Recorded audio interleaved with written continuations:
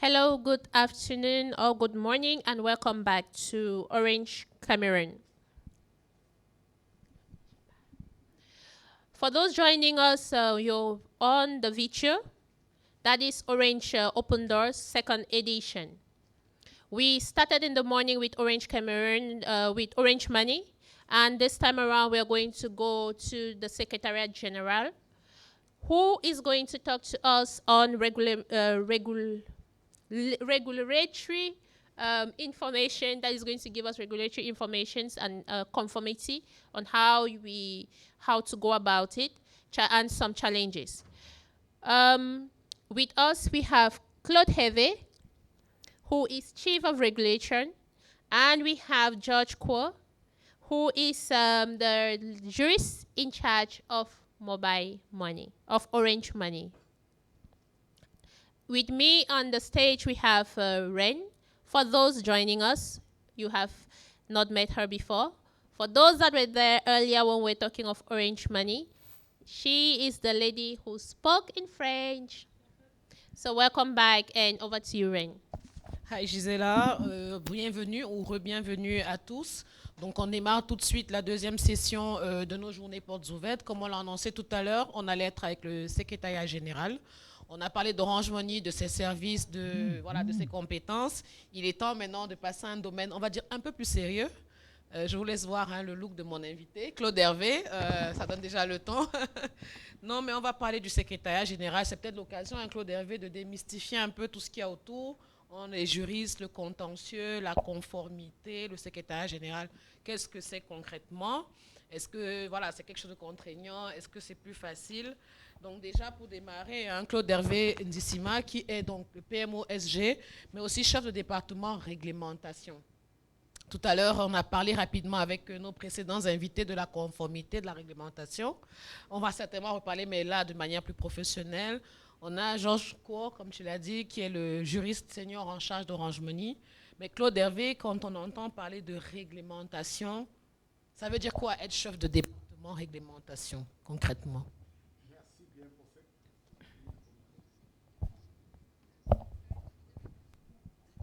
Merci bien, Rennes, pour cette question. Ça valait la peine d'être posé et l'éclairage sera conséquent. Il faut dire que PMO SG, barre chef de département réglementation, c'est en fait le cumul de deux postes. Le poste de PMO, qui est Project Manager Officer, qui est une sorte de bras droit, lieutenant du secrétaire général, en ce qu'il coordonne l'activité du secrétariat général aux côtés de la secrétaire générale. C'est une sorte de courroie de transmission entre la secrétaire générale et puis toute l'équipe.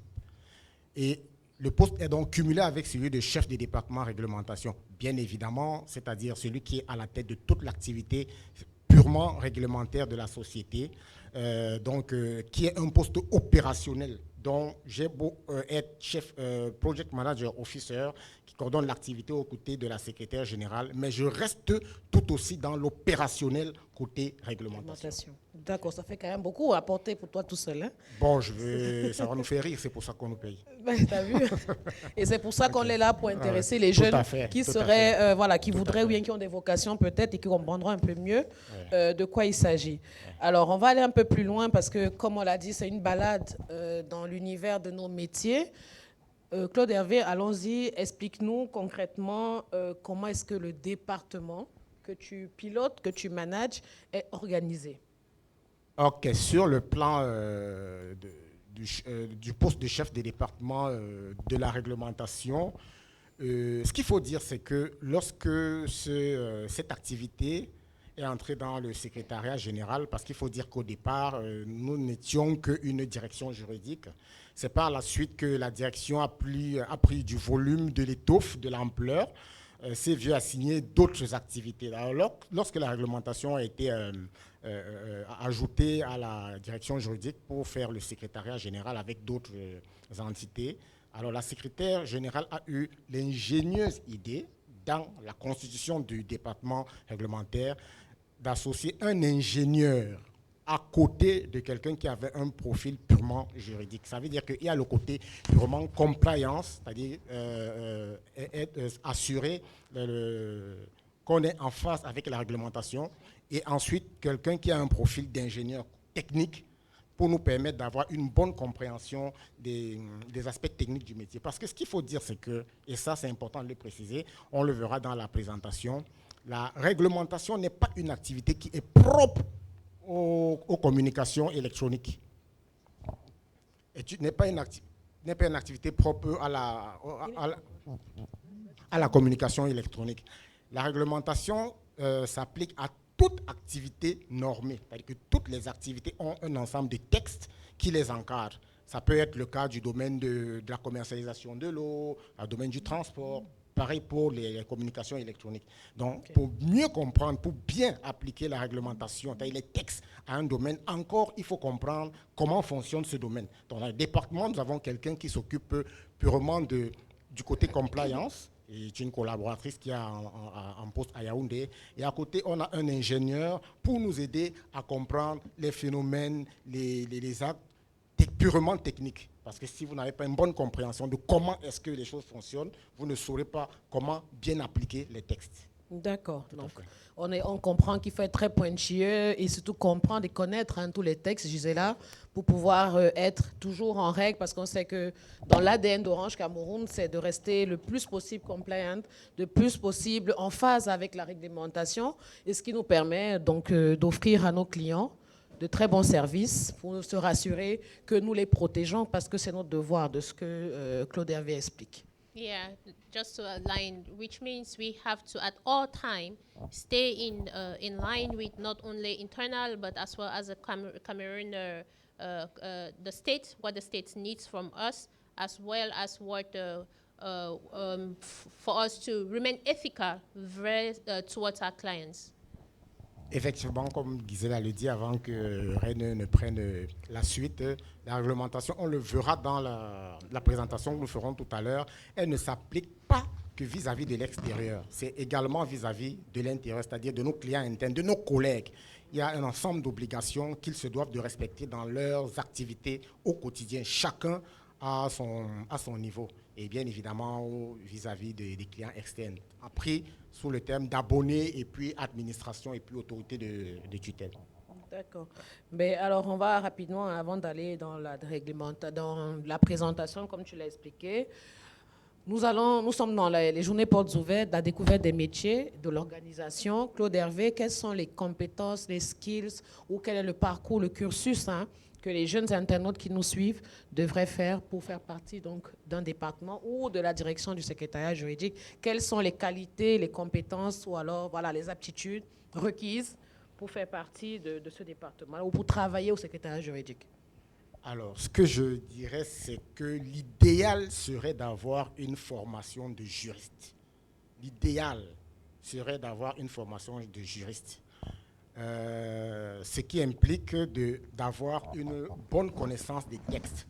C'est-à-dire que dans la panoplie des textes qui s'appliquent à l'activité, il faut avoir une idée, ou alors il faut quasiment, je dis bien quasiment tous les connaître, qu'il s'agisse de lois, décrets, arrêtés et autres. Ça, c'est la première qualité qu'il faut avoir.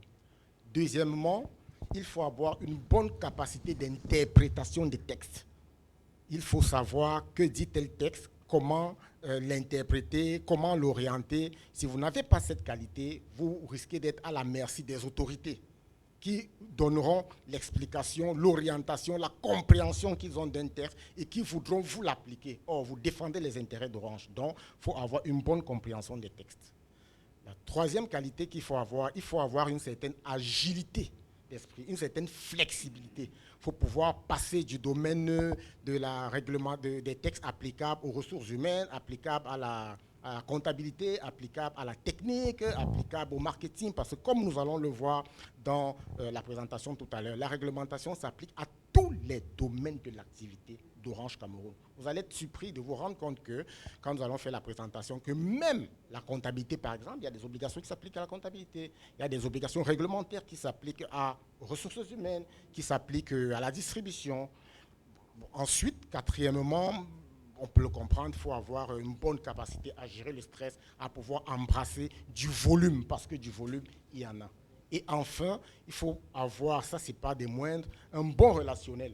parce qu'on est en relation permanente avec les autorités de tutelle et avec les hautes autorités pour défendre nos positions sur divers sujets sensibles, pouvoir les faire passer, nous faire entendre. Et on est très souvent accompagné, il faut le dire, par le directeur général qui, lorsqu'on est confronté à des points bloquants, prend souvent son bâton de pèlerin parce qu'il est le premier VRP et nous accompagne auprès des hautes autorités. Donc ces qualités, c'est une qualité qu'il faut avoir, c'est nécessaire. Je comprends ce que tu dis, que vous êtes aussi hyper sollicité.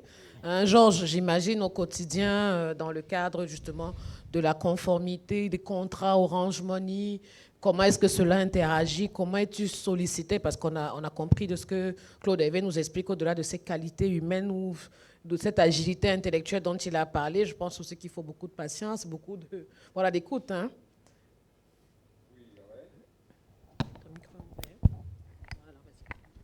Oui, Alain. Bonjour les internautes. Oui, à la suite de Claude Hervé, de ce qu'il faut déjà préciser par rapport au secrétariat général, dans son organisation, en plus de la réglementation qui nous amène ici aujourd'hui, nous avons d'autres entités, notamment le juridique, qui regroupe les services contrats. Nous avons le Mobile Money, une activité qui gère tout ce qui est toute la problématique de Orange Money. Donc les interactions se font, comme tu l'as demandé, avec les autres directions, notamment sur l'activité de Mobile Money que je porte au sein du secrétariat général. Il est question d'interagir avec non seulement les collègues de la direction Orange Money, mais également des partenaires externes dans le cadre de la réglementation et la régulation de l'activité de Mobile Money au sein d'Orange Cameroun. Donc, comme il y a beaucoup de volets conformité, notamment sur le plan contractuel, sur le plan contentieux, parce que nous gérons toutes ces problématiques, la rédaction des contrats avec les partenaires, le pilotage du contentieux, qui regroupe beaucoup d'aspects réglementaires que nous devons maîtriser au quotidien.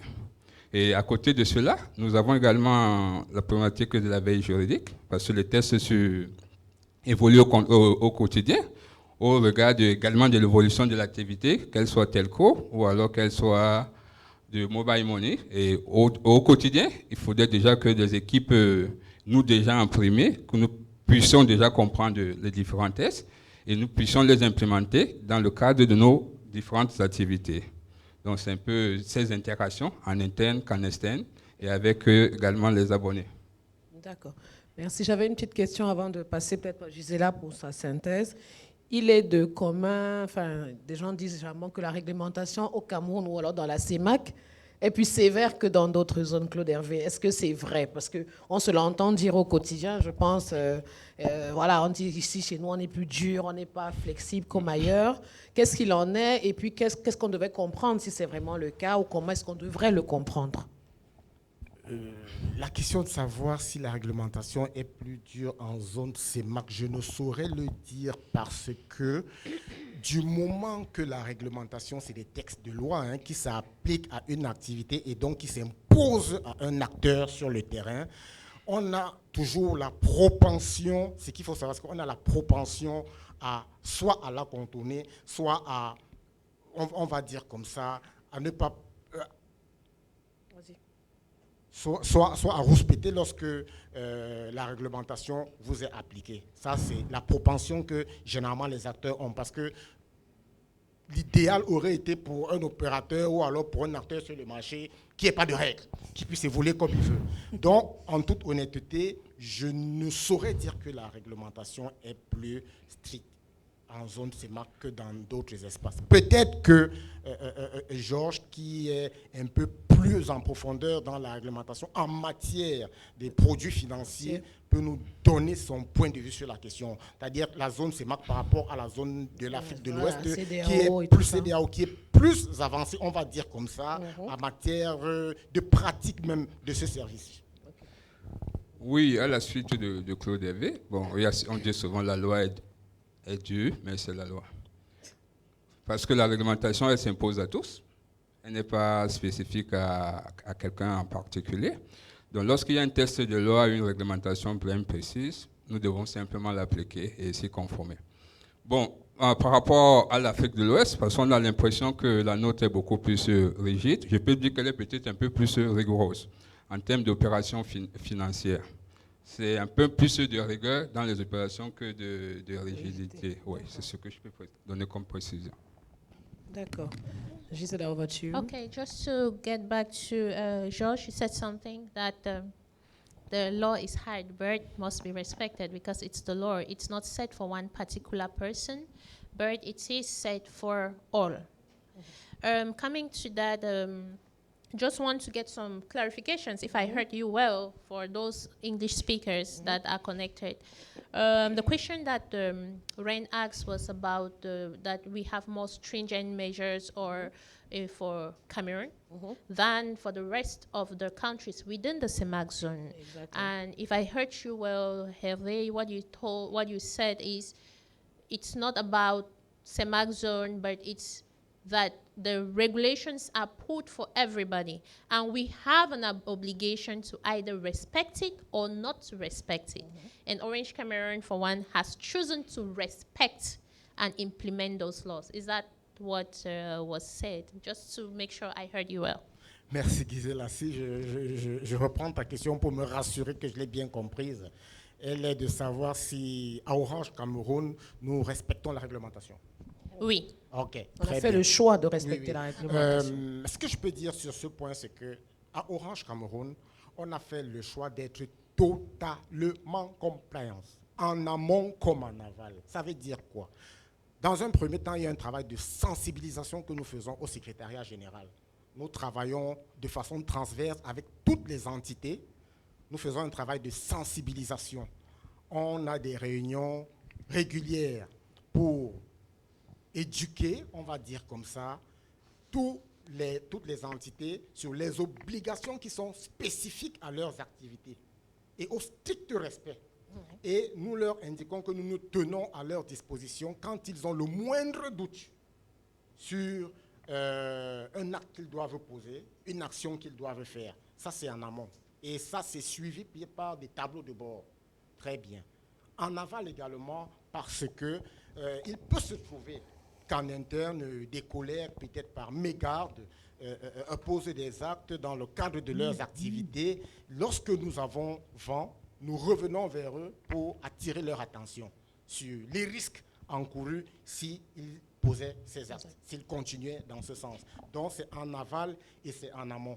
Et ça, c'est compliance totale. C'est suivi, comme je précise à nouveau, par des tableaux de bord, par des évaluations régulières. On fait des sortes, entre guillemets, d'audit nous-mêmes pour nous rassurer que nous sommes totalement alignés avec la réglementation.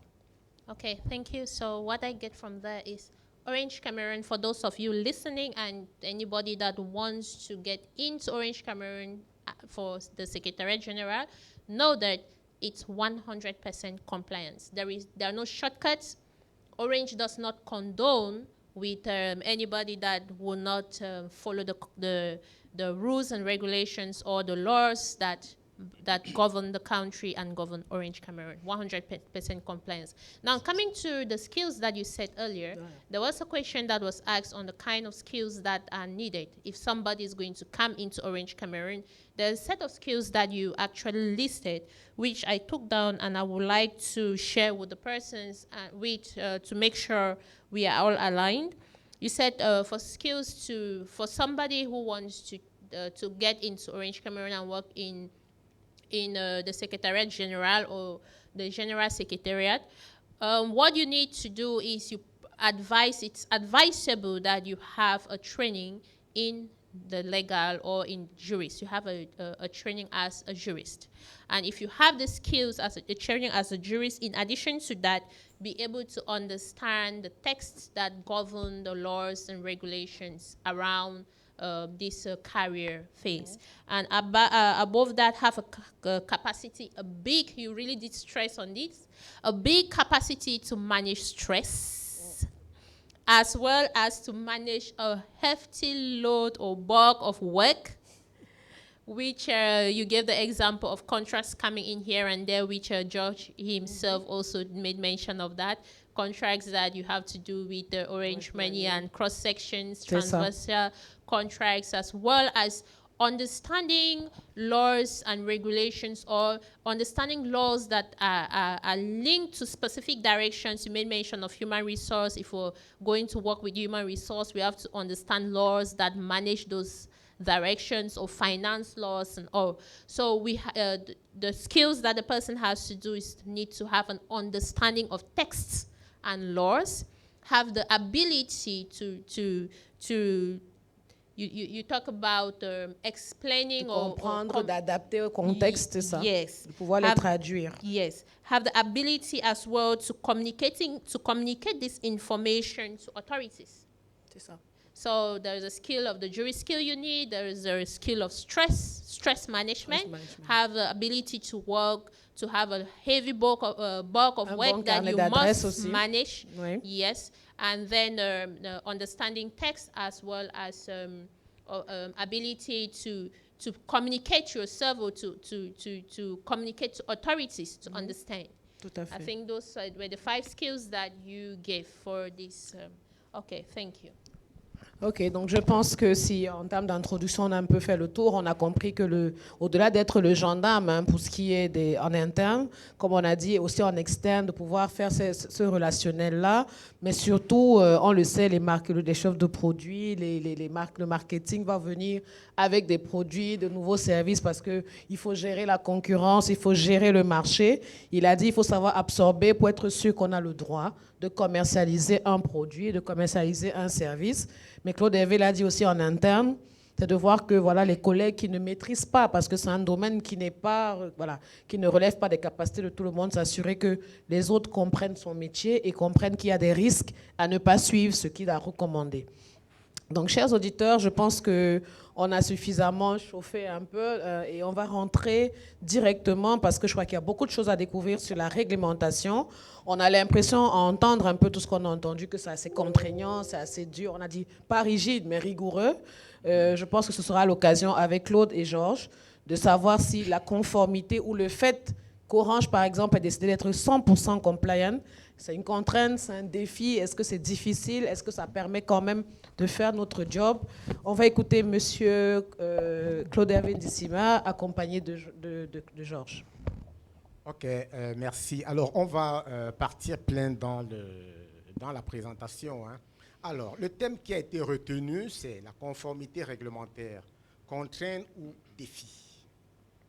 Alors, bien évidemment, on ne pourrait pas parler de conformité réglementaire, déjà de son contenu, sans vous définir ce que c'est que la conformité réglementaire, qui est, de notre point de vue, tant une contrainte qu'un défi. Une contrainte multiforme de par la quantité des textes que nous avons à manipuler. Tant on regarde les textes que nous avons à manipuler, c'est-à-dire qui s'imposent à nous, tant en interne qu'en externe. Et un défi permanent, comme on dit, compte tenu des enjeux du secteur, qui sont les enjeux, on va dire comme ça, de la politique gouvernementale et également de l'environnement dans lequel nous évoluons. Alors, on s'adresse aux internautes, on suppose qu'il y a des gens qui sont aguerris et en même temps des internautes, peut-être des étudiants qui nourrissent le projet de faire la réglementation. C'est quoi la conformité réglementaire? En français facile, la conformité réglementaire, c'est un ensemble d'activités qui consiste à s'assurer que nous mettons tout en œuvre pour que l'activité des communications électroniques d'Orange Cameroun soit alignée sur les textes. Ça veut dire quoi? Toutes les activités sont normées. On a dit en introduction, quelle que soit l'activité, que ce soit l'extraction minière, que ce soit le transport, que ce soit la vente, il y a des textes qui s'appliquent à cette activité. La réglementation, c'est quoi? C'est s'assurer que dans nos activités au quotidien, nous respectons les textes qui encadrent notre activité. Donc, vous voyez bien que la réglementation n'est pas spécifique aux communications électroniques. Du coup, les qualités qu'il faut avoir pour faire la réglementation, que j'ai indiquées en introduction, quel que soit le domaine où vous serez, il faudra bien les avoir. Ça, c'est important de le préciser. Alors, on a estimé que la conformité réglementaire, c'était une contrainte multiforme qui implique divers acteurs. Alors, il y a une panoplie de textes qui s'appliquent à l'activité de la communication électronique. Hein. Nous avons des règlements CEMAC et COBAC. On s'est amusé à faire la computation de ces textes. Ils sont au nombre de 104. Vous avez bien compris, 104. Alors, vous verrez toujours environ parce que c'est très dynamique. 104, c'est les textes que nous avons pu identifier dans l'ensemble des recueils que nous avons. Mais il faut dire que tellement il y en a qui sont pris régulièrement que parfois, quand on est confronté à une problématique, on s'aperçoit qu'on n'a pas forcément le texte qui est afférent. On doit se retourner vers l'autorité en question qui nous donne le texte et qui vient s'ajouter à notre panoplie de textes. Alors, on a des lois, on a plusieurs lois également, hein, environ une dizaine. Mais on a jugé important de préciser la loi de 2010 qui a été modifiée par un avenant de 2015 parce que c'est une sorte, on peut dire comme ça, de constitution du secteur des communications électroniques. Donc c'est la loi même fondamentale qui régit les communications électroniques au Cameroun. Ensuite, vous avez des décrets, environ 25, vous avez des arrêtés, vous avez des décisions, vous avez des recommandations des autorités. C'est quoi les recommandations des autorités? Au-delà des textes qui sont encadrés, qu'on peut retrouver de façon spontanée, les autorités peuvent vous faire des recommandations. En cours d'exercice, vous faites des recommandations, vous dire à partir d'aujourd'hui, je veux que vous fassiez telle chose de telle façon, et ça entre dans l'escarcelle de nos obligations. Ensuite, vous avez la convention de concession, qui est le contrat que nous avons signé avec l'État du Cameroun et qui nous autorise bien évidemment à exercer notre activité. Convention à laquelle est joint notre cahier des charges qui liste l'ensemble d'obligations auxquelles nous sommes tenus. Georges, tu peux ajouter quelque chose? Oui, Claude V, comme tu l'as dit tantôt, notre activité ou nos activités sont soumises à plusieurs réglementations, plusieurs tests, notamment sur le plan Orange Money. Bon, beaucoup de personnes ne le savent pas. C'est la réglementation CEMAC qui encadre un peu l'activité de la réglementation bancaire, s'il faut être un peu plus précis. Et à côté de cette réglementation bancaire sur le volet Orange Money, nous avons la réglementation Telco, qui est également dans toutes ces différentes réglementations. Il y a derrière ces activités beaucoup d'autres tests qui doivent être déjà au quotidien connus de tous et également savoir les interpréter sur nos activités. Parce que pour déployer par exemple un pylône, il faut connaître l'activité, les tests sur le domaine, sur l'urbanisme, sur tout ce qui est titre foncier. Pour déployer l'activité commerciale, nous devons connaître le test qui régit les activités commerciales au Cameroun. On a des problématiques de publicité, on a des problématiques d'occupation de l'espace public urbain et interurbain. Nous avons aussi plusieurs tests sur le volet social au niveau des ressources humaines avec la gestion du contentieux. Donc tout ça amène en interne à une maîtrise de différents tests pour pouvoir piloter et gérer l'activité au quotidien. C'est ce que je voulais préciser. Merci pour cette précision, Georges. Alors, nous poursuivons pour indiquer qu'il y a de nombreuses obligations en interne et vis-à-vis des acteurs externes de l'entreprise. Nous avons nommé les clients, nous avons nommé les autorités et puis des administrations diverses. Alors, des obligations vis-à-vis de nos abonnés. Il est important de savoir que Orange Cameroun a des obligations vis-à-vis de ses abonnés. Très souvent, dans l'acception populaire, on a le sentiment que vis-à-vis des abonnés, Orange Cameroun ne fait pas assez, Orange Cameroun ne se soucie pas de ce à quoi ils ont droit. C'est l'occasion aujourd'hui de rétablir la réalité. Nous n'allons pas lister toutes ces obligations parce qu'elles ne sont qu'exhaustives. Mais nous nous sommes arrêtés sur les obligations qui ont une certaine importance. Vous avez compris quand on a commencé par l'identification des abonnés.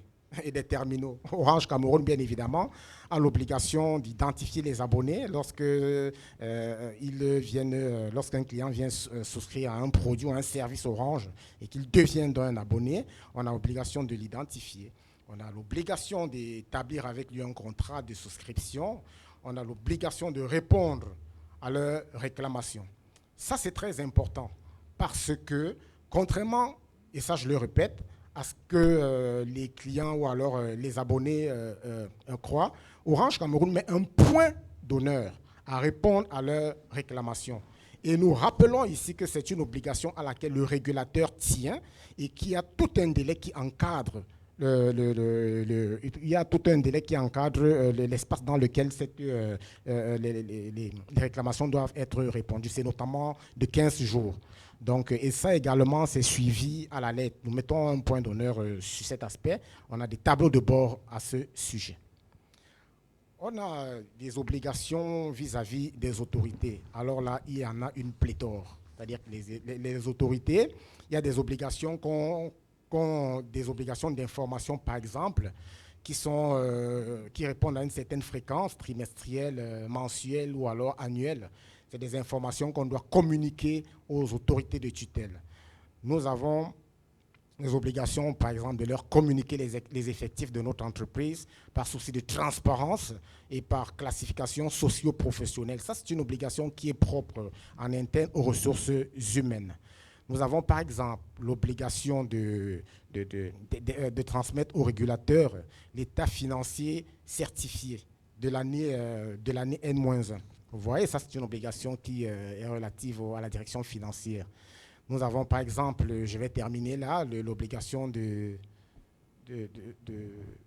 d'informer l'agence avant le lancement des offres et des services. Et ça, c'est une obligation qui est propre au marketing. Il est important de savoir que tous les offres, tous les services qu'Orange Cameroun lance ont fait au préalable l'objet d'informations au régulateur qui donne son avis sur ce que ce texte sur ce que ce jeu, autant pour moi, est lancé en conformité des textes réglementaires.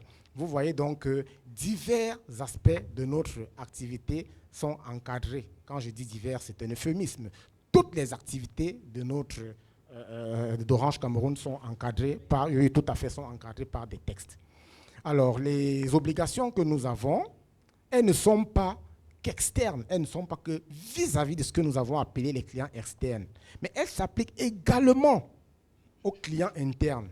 Clients internes entendus comme les employés d'Orange Cameroun. Et ce sur divers domaines. Divers domaines, je veux dire tous les domaines, mais on a listé ici quelques domaines parce qu'on peut faire toute une présentation seulement sur les obligations. Par exemple, dans le domaine de la distribution, il est important de savoir qu'en interne, nous avons l'obligation de porter les numéros. C'est-à-dire que si un client décide de partir d'Orange Cameroun pour un autre opérateur, on ne peut pas le lui empêcher. Il a cette liberté et ça, c'est en interne. Du coup, l'employé d'Orange Cameroun qui est en charge de cette activité doit savoir que c'est une contrainte qui s'impose à lui, qu'il doit le faire. On ne va pas revenir sur l'obligation que nous avons vis-à-vis de l'ART sur la transmission des comptabilités analytiques. On l'a dit déjà. Alors, le domaine technique, on a également une panoplie d'obligations. Par exemple, l'obligation de continuité de service. Orange Cameroun doit s'assurer que son service est fourni de façon continue, 7 jours sur 7, 24 heures sur 24. Du coup, les employés d'Orange Cameroun, de la direction technique, doivent savoir qu'ils doivent mettre tout en œuvre pour éviter au maximum tout incident qui pourrait interrompre la fourniture du service. Nous avons par exemple l'obligation, là c'est très important, de respecter les seuils minima d'exposition. Vous avez certainement déjà entendu des clients qui se plaignent de ce que il y a une antenne à proximité de leur maison qui pourra avoir des effets nocifs sur leur santé. Il est important de le savoir, ça aujourd'hui. On va rétablir la réalité qu'Orange Cameroun respecte les seuils minima d'émission des ondes. C'est-à-dire que les ondes que les équipements d'Orange Cameroun émettent n'ont pas d'incidence sur sur la santé des abonnés, des riverains à ces installations. Alors, dans le domaine marketing, nous avons des obligations telles que l'obligation d'homologuer les terminaux que nous commercialisons. Ça veut dire que les collègues de la direction marketing en charge de cette activité savent pertinemment que lorsqu'on a commandé des terminaux, avant de les mettre sur le marché, on doit se rapprocher du régulateur, lui leur rassurer que c'est des téléphones qui sont homologués aux normes prévues par les textes en vigueur à l'intérieur du territoire camerounais. Et donc, par conséquent, il n'y a aucun terminal qu'Orange Cameroun commercialise qui pourrait causer du préjudice à un éventuel utilisateur. C'est important de le savoir. Donc, les internautes et tout, ils savent qu'ils peuvent se rendre dans nos boutiques ou autres, acheter du matériel d'Orange Cameroun en toute sécurité. Orange Money, on a nos collègues d'Orange Money qui sont passés avant nous, qui ont exposé suffisamment sur Orange, sur leurs produits et services. Mais là, il est important de savoir que pour l'entité du secrétariat général qui s'occupe du volet Orange Money, dans le sens de la réglementation, a également des obligations. Et ça, c'est des obligations que nous listons là. On ne va pas entrer dans les détails. Alors, quel est le pendant du respect de la réglementation ou alors du non-respect de la réglementation? Bien évidemment, c'est la sanction. Et il est important de savoir que le point d'honneur qu'Orange Cameroun met à respecter la réglementation a pour corollaire les sanctions auxquelles nous sommes exposés au cas où nous venons à ne pas la respecter. Ces sanctions sont de divers ordres et vous serez certainement surpris. Vous avez certainement connaissance des sanctions pénales. Il y a les sanctions pénales qui sont des peines d'emprisonnement et même des amendes. Nous apportons la précision que les peines d'emprisonnement, elles peuvent s'appliquer aux représentants légaux de la société et même à ses proposés, c'est-à-dire des collègues qui, dans certaines de leurs activités, peuvent être amenés à poser des actes contraires à la réglementation, peuvent voir engager leur responsabilité personnelle. C'est dire si on fait attention lorsque nous menons les activités et que nous mettons un point d'honneur à ce que la réglementation soit strictement respectée.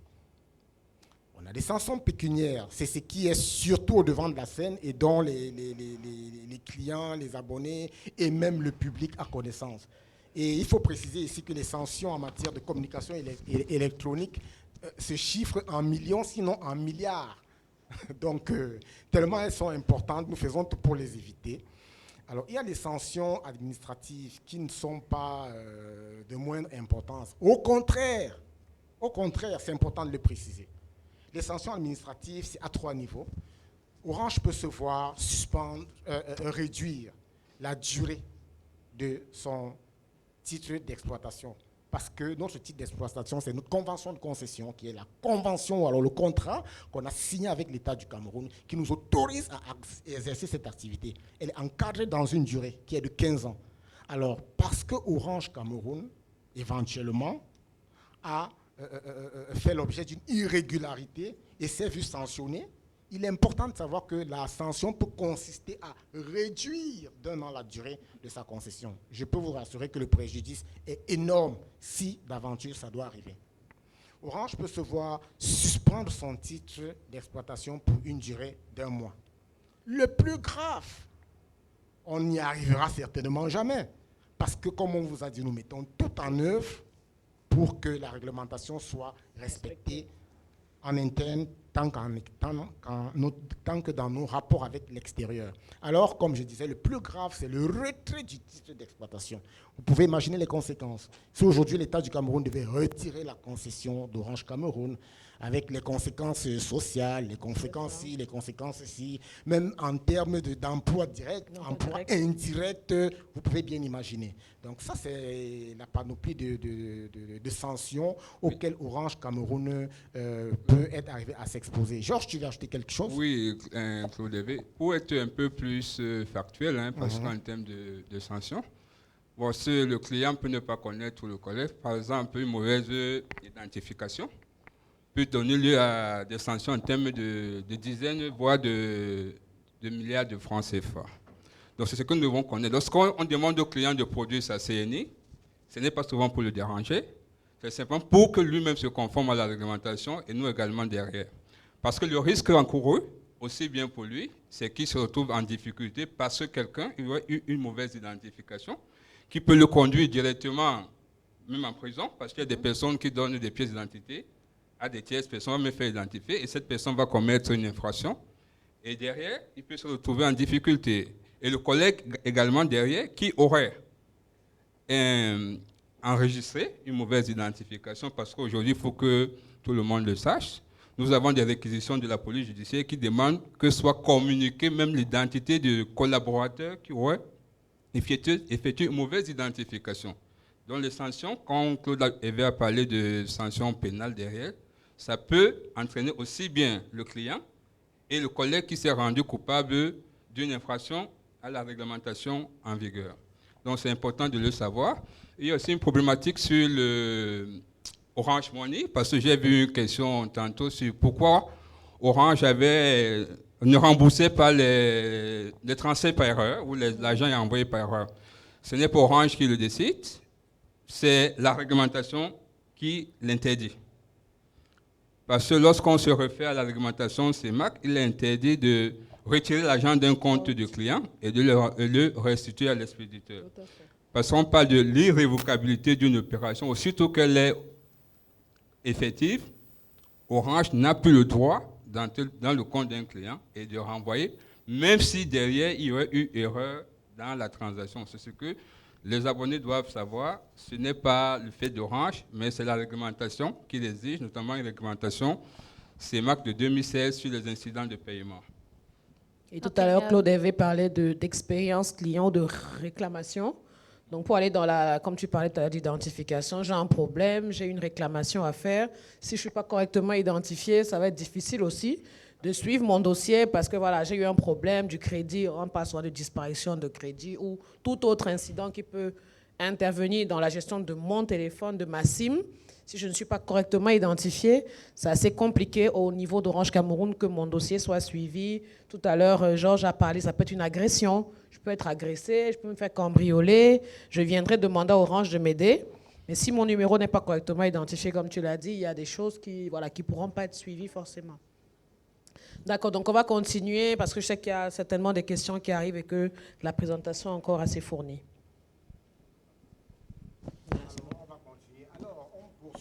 Dans le sens des contraintes, on précise qu'il y a une forte pression sur l'entreprise qui est faite par les autorités. Alors, comment est-ce que cette forte pression se traduit ? Elle se traduit par exemple par des demandes récurrentes de baisse des tarifs de détail sans accompagnement en contrepartie. C'est-à-dire que nous avons des tarifs que nous pratiquons pour nos produits.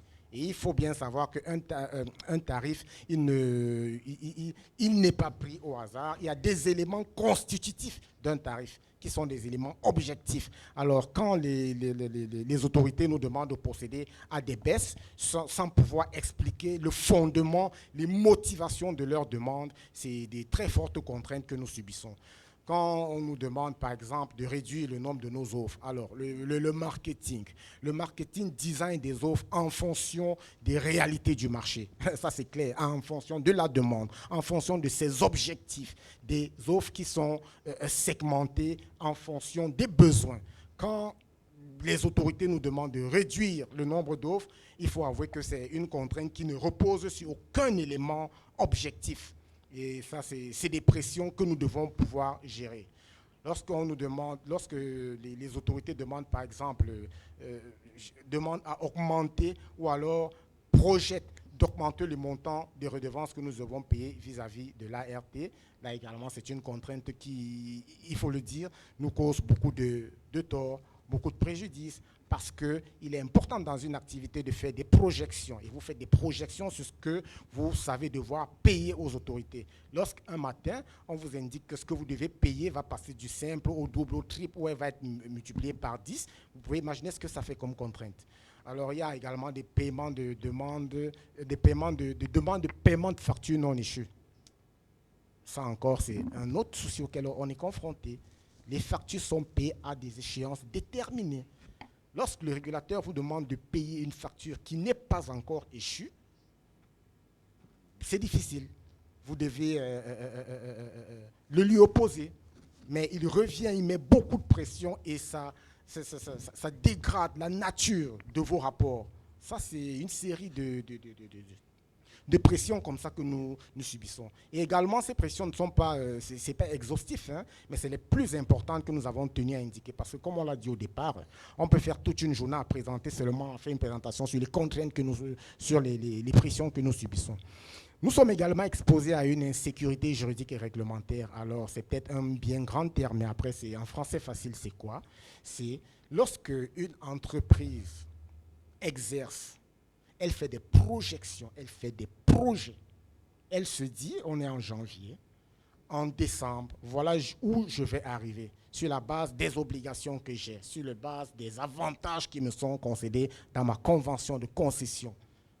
Lorsque, en cours d'exercice, en cours d'année, les autorités vous retirent un avantage qui est acquis, il faut avouer que ça nous cause un tort incommensurable. Ça, pour être plus illustratif, par exemple, en cours d'année, les autorités vous disent, bon voilà, bien évidemment, vous avez le droit de déployer vos liaisons par fibre optique pour pouvoir permettre à vos abonnés de faire de la 4G, pour pouvoir relier vos sites entre eux, et qu'un matin, on vous dit, vous ne pouvez pas déployer la 4G. Pourtant, vous avez fait vos prévisions en sachant que je vais déployer la fibre optique, ça va me permettre d'avoir tel nombre d'abonnés, ça va me permettre de faire tel chiffre d'affaires. Si à un moment, on vous dit que vous ne pouvez pas le faire, l'incidence est quand même assez grande.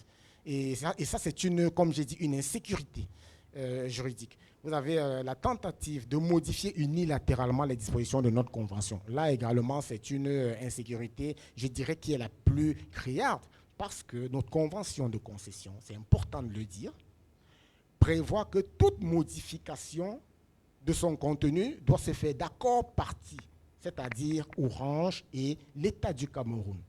Lorsqu'un matin, l'État du Cameroun décide de modifier une disposition de la convention de concession de façon unilatérale à l'effet de vous l'imposer, il y a un problème. Il y a un problème. Donc ça, c'était ce qui constitue les contraintes auxquelles Orange Cameroun est exposé. Alors, vous souhaitez faire un commentaire ou alors je passe directement...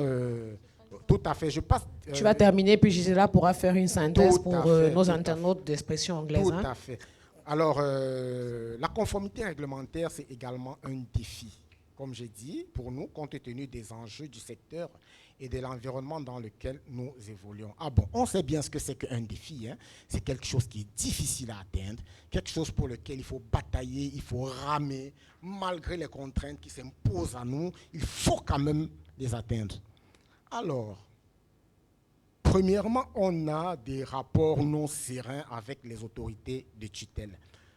Le terme non serein, c'est un euphémisme, mais je n'ai pas voulu utiliser, ou alors au secrétariat général, on n'a pas voulu utiliser un terme qui aurait pu être fâcheux. On préfère dire non serein. Alors, il y a d'abord la méfiance et puis l'absence de coopération sur la plupart des sujets. Alors, les opérateurs de communication électronique, en l'occurrence Orange Cameroun, on est quand même, il faut le dire, les principaux acteurs sur qui s'applique la réglementation. Du coup, nous pensons, vu de notre fenêtre, qu'il serait de bon ton que les autorités nous associent à tout ce qu'ils ont comme projet. Projet de texte, projet en général. Pourquoi? Parce que ce qu'il faut savoir, c'est que les entreprises, les opérateurs ont généralement une longueur d'avance sur les autorités de tutelle et même sur les hautes autorités, parce qu'elles font du business, elles développent, elles pensent et tout. Elles sont généralement en avance. Donc, il serait quand même de bon ton qu'avant de prendre des textes, avant de mettre en place des projets, que nous soyons associés, ça va nous permettre de dire aux autorités, ah oui, voilà comment il serait mieux de le faire, voilà quelles pourraient être les contraintes, voilà les pièges qu'on pourrait éviter. Mais on se rend compte malheureusement que ce n'est pas toujours le cas. Vous êtes certainement rendu compte dans l'actualité. Les autorités ont eu parfois à prendre des textes qui se sont avérés d'une application difficile, sinon même inapplicable. Il y a le lancement des projets que les autorités font qui ne sont pas maturés. Voilà, les autorités décident par exemple que à l'avenir, les droits et taxes de douane seront payés à travers les téléphones. Vous avez certainement eu vent de cette actualité. Bah, et tout à fait. Bon, cet excès est avéré inapplicable, hein, parce que l'idée que les autorités avaient, c'est que le paiement devait se faire sur les crédits de communication des abonnés. Or, ça se trouve que les crédits de communication, ce n'est pas de l'argent. Donc, c'était inapplicable. Les autorités se seraient rapprochées des opérateurs, à l'instar d'Orange Cameroun. On leur aurait précisé que les crédits de communication, au regard des textes, ce n'est pas de l'argent et que le projet n'est pas faisable. Il faut mieux le penser. Donc, l'autre défi, c'est la multiplication des audits, des contrôles et des sanctions sur divers aspects de l'activité. Si on peut comprendre que les audits, les contrôles, ça rentre bien évidemment dans le cadre des activités des régulateurs, toujours est-il qu'on peut bien avoir le sentiment qu'il s'agit d'un acharnement quand les audits sont rapprochés, quand on a le sentiment qu'on cherche, entre parenthèses, à clouer l'opérateur, malgré tous les efforts que nous faisons pour être en conformité, sans toujours être accompagnés par les autorités telles que nous le sollicitons. Donc, et puis, les pénalités, elles sont de plus en plus importantes en termes de montant. Il faut bien évidemment dire que ça impacte nos activités et puis nos prévisions. On va continuer dans les défis. Alors, le blocage dans le traitement des dossiers structurants. Il faut dire que nous avons beaucoup de dossiers, nous avons beaucoup de sujets au regard de la diversité de nos activités. Mais il y en a qui sont vraiment structurants pour l'activité. C'est le cas des accords d'assignation de fréquences. Vous savez, les fréquences, c'est des ressources rares. Sans fréquence, vous ne pouvez pas communiquer, vous ne pouvez pas transmettre le signal et autres. Alors, si nous devons faire 1, 2, 3, voire 4, 5 ans sans avoir un accord d'assignation de fréquences, alors que nous déposons des dossiers complets et que les suites ne sont pas données sans justificatif, c'est un défi parce que malgré ce blocage, il faut quand même continuer à exercer. Il faut se développer, il faut fournir le service. Malgré cette contrainte, non, ça reste un défi majeur. C'est le cas des demandes des titres d'exploitation également, hein, qui restent sans suite. Parfois, vous faites une demande d'un titre d'exploitation au régulateur. Le régulateur ne donne aucune suite. Il ne vous dit pas s'il vous le donne, il ne vous dit pas s'il ne vous le donne pas. Il ne vous dit pas ce qui lui empêche de vous le donner si votre demande est incomplète. Donc ça, c'est des difficultés que nous avons. Alors, traitement discriminatoire sur certains dossiers. Là également, c'est un défi très important. C'est-à-dire quoi? C'est-à-dire que nous sommes 4 opérateurs mobiles sur le marché camerounais. Nous entendons être traités au même titre que tous les autres opérateurs. Surtout que nous, pour ce qui nous concerne Orange Cameroun, nous avons payé très cher le renouvellement de notre concession. Je ne vais pas donner le montant ici. Du coup, vis-à-vis des autres opérateurs, nous attendons à ce que les avantages qui leur sont octroyés dans leur convention de concession et également dans nos conventions de concession, qu'on nous protège. Ce n'est pas toujours le cas. Ce n'est pas toujours le cas. Parfois, on se voit réduire des quantités de spectres de fréquences et dans nos démarches, on se rend compte que les autres ne subissent pas le même tort. Donc, ça, c'est des points qu'on a souvent remontés au régulateur, mais on n'a toujours pas le retour escompté. Alors, en termes de défis, nous avons des orientations des autorités de tutelle qui impactent directement les projections d'Orange Cameroun, en ce qu'elles sont vraiment à contre-pied, de nos prévisions. Hein. Donc, et puis, elles nous causent un très grand tort. On a cité ici la volonté des autorités de tutelle, par exemple, de réguler le service financier Orange Money. Pourtant, comme l'a dit nos prédécesseurs, collègues d'Orange Money, et que, comme Georges l'a répété, l'activité Orange Money, bien évidemment, c'est un service financier qui est régi par une réglementation bancaire. Donc, le régulateur des télécommunications ne saurait s'immiscer dans cette activité. Par contre, on observe très régulièrement des velléités de sa part, vouloir avoir des informations, et on sait bien, on peut supputer quelles sont ses intentions par la suite, hein, parce que si l'autorité veut réguler, ce sera après vous dire vous devez payer des taxes ou bien instaurer des taxes. Il y a la volonté d'augmenter les recettes de l'État qui liées à l'activité telco sans analyse préalable. Il serait quand même bien, de bon ton, ça également c'est un défi, que si les autorités veulent par exemple revoir à la hausse, ont un projet de revoir à la hausse une taxe, une redevance, qu'ils voient si, qu'ils étudient la soutenabilité de leur demande. Est-ce qu'au regard du chiffre d'affaires, au regard de l'évolution de l'activité de l'opérateur, il a les capacités de poursuivre, il a les capacités de le faire sans être impacté négativement. Ce n'est pas très souvent le cas. Ensuite, on a la volonté non autorisée d'assurer la rentabilité d'autres acteurs. On a bien vu sur le marché des monopoles qu'on accorde à certains opérateurs et pour fournir certains services. Qu'est-ce que ça veut dire? Qu'on devra automatiquement passer par ces opérateurs et délaisser les services, nous, Orange Cameroun, que nous fournissons déjà.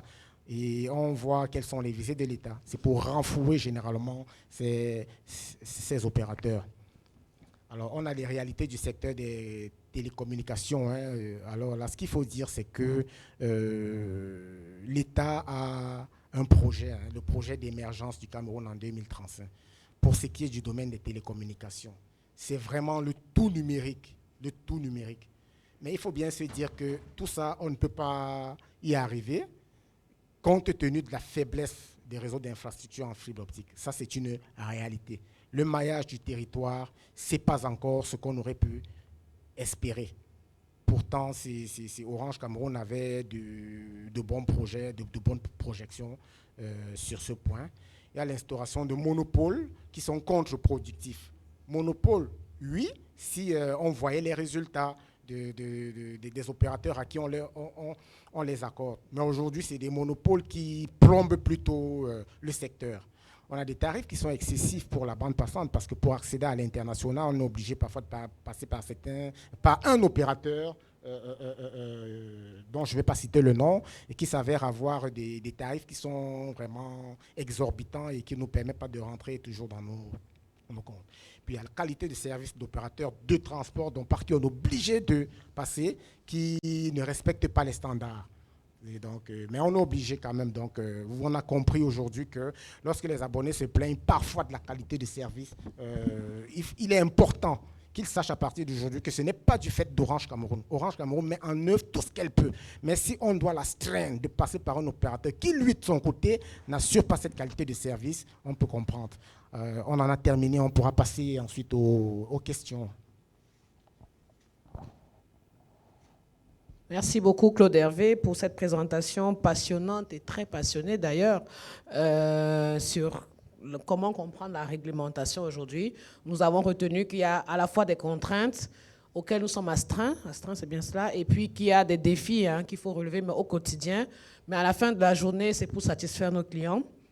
C'est pour pouvoir continuer d'exercer, parce que comme tu l'as si bien dit, pour peu qu'on ait des sanctions, on pourra arrêter d'exercer et donc d'offrir la qualité de service et même les services que nous offrons à nos clients.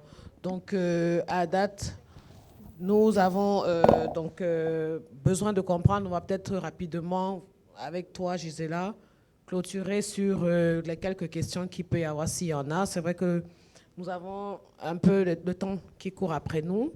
Mais aujourd'hui, on n'a pas fait allusion à un sujet qui intéresse beaucoup les gens, c'est les arnaques. Nous n'avons pas parlé de ça en longueur.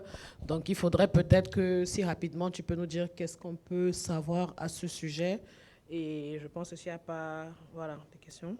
Bon, pour ce que tu poses une bonne question, Irène.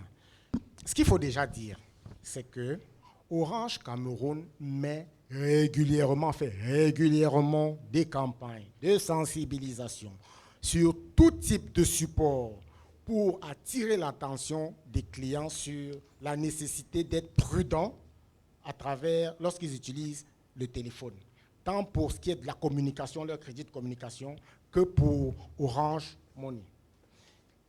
Il est également important de savoir, et j'allais même préciser, si vous faites attention, dans les sonneries d'attente, il y a un message d'information dès qu'on vous appelle et que vous appelez et que votre interlocuteur décroche. Il y a un message de sensibilisation comme ça étalé sur tout notre réseau, qui rappelle aux abonnés les règles qu'ils doivent suivre. Par exemple, en passant comme ça, il est important de savoir qu'Orange Cameroun a des numéros de téléphone distinctifs. Des numéros de téléphone distinctifs. Vous avez le 6900 et le 6920 et 920 ou 902, ainsi de suite. Et ces numéros sont spécifiques. Ils ne sont pas des numéros ordinaires. Lorsque quelqu'un vous appelle avec un numéro qui ne fait pas partie de ce numéro, il est mieux de ne même pas donner suite et de savoir qu'il s'agit d'une arnaque. On vous sensibilise, par exemple, sur le fait de ne pas communiquer votre code d'accès à votre compte Orange Money parce qu'il est personnel. Même nous, le personnel Orange, nous n'avons pas connaissance des numéros de code des clients. Donc Orange sensibilise suffisamment. Mais maintenant, ce qu'il faut dire, c'est qu'il y a des arnaques qui sont faites, par exemple, à travers certains réseaux qui ne relèvent pas d'Orange Cameroun, par exemple, WhatsApp, c'est les réseaux sur lesquels on a difficilement ou presque pas de l'emprise. C'est important de le préciser. Okay, thank you, Claude Heve. Actually, we were going to have a last question, but the session is closing. Unfortunately, we work with time and the session closes automatically. So for those that are connected, we call on you to remain connected. Once this session closes, you just click back on the link which you have and you will reconnect. Now, for the last question, which was asked by Zachary Nkono Esoma, he wanted to know if since communication credit is not money, but why do we on SOS Credit accept to take interest on that? Please, if you can briefly give him 2 words, and we're going to give you more details in the answer. Je vais répondre à cette question très, très simplement et de façon très courte. Le crédit de communication, ce n'est pas de l'argent. Le crédit de communication, ce n'est pas de la monnaie. La réglementation CEMAC définit ce que c'est que la monnaie qui accourt en zone CEMAC. Le crédit de communication, c'est une marchandise. Elle s'exprime tout simplement en francs CFA, en monnaie, pour pouvoir indiquer la valeur de ce à quoi elle correspond. Parce que le crédit de communication correspond bien à une valeur. Il faut bien qu'on vous dise, vous avez mis du crédit, ça correspond à tel montant. Mais ce n'est pas de l'argent. Et d'ailleurs, comme on l'a précisé dans notre présentation, c'est la raison pour laquelle le projet des autorités de prélever les droits et taxes s'est avéré inapplicable. Parce qu'il s'est trouvé qu'on ne peut pas vous prendre, si on vous prend 200 francs de communication, ça correspond à quoi? Ça ne correspond pas à de l'argent. C'est une marchandise. Donc, en rapport avec le service SOS Crédit. Le service SOS Crédit, c'est un service fourni par Orange Cameroun. Donc, les unités sont tout aussi désignées en francs CFA. Mais ça reste que ce n'est pas de l'argent, ce n'est pas de la monnaie, tout simplement. Okay, thank you once more. Thank you, George. Thank you, Claude. We are going to end this session here. And as I said earlier, please reconnect on the link that has been sent to you before, because it's each room, 1 chat room per subject. So you reconnect to have the next, which is going to be distribution. Thank you once more. Stay tuned. Voilà. Reconnectez-vous simplement et Claude Hervé et Georges sont encore disponibles pour répondre aux questions dans le chat. Merci, messieurs.